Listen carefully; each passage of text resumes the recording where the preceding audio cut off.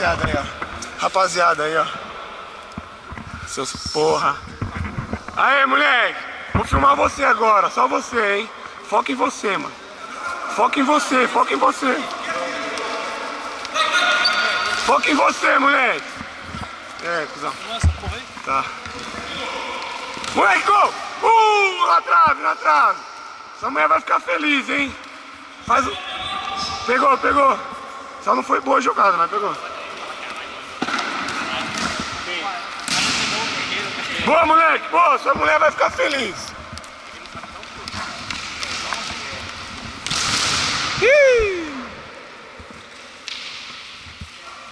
Pois manda pra nós, hein, moleque. Vamos adocicar! Olha o peitão, o peitão.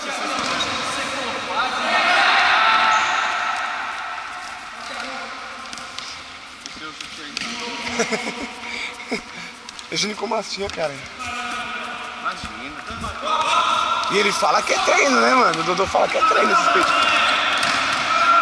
É um pivô moderno, hein? É um pivô moderno esse rapaz. E o Adocica fala que é treino isso aí, esse peitinho desse.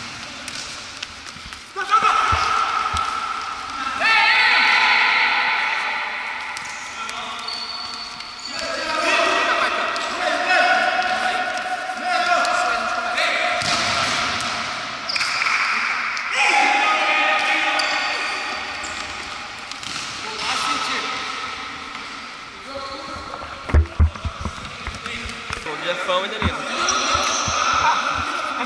Aquela ali é pro bola cheia, pô. Ô Jefão, Jefão. Ô Jeff, aquele gol seu ali é pro bola cheia.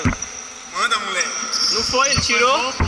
Não, mas tanto ele tirando o gol quanto a jogada, moleque. Eu edito. Envia pra mim.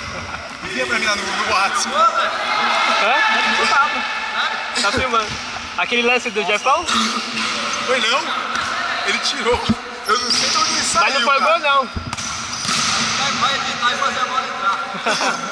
Manda no meu e-mail, Jefão. Tem como? Depois eu corto ele. Linguiça pra mim. Tá com uma boa jogada, né, Jefão? Bonito, pô. Golaço. É a afinidade refinada. Então a gente resenha até pra beber água, velho. É incrível. Jefão tudo pra beber. Uma resenha cagando. Ó, bola murcha aí, ó. Manda essa. Pegou, hein? Pegou. De manhã também, né, mano? Essa eu vou cortar, hein?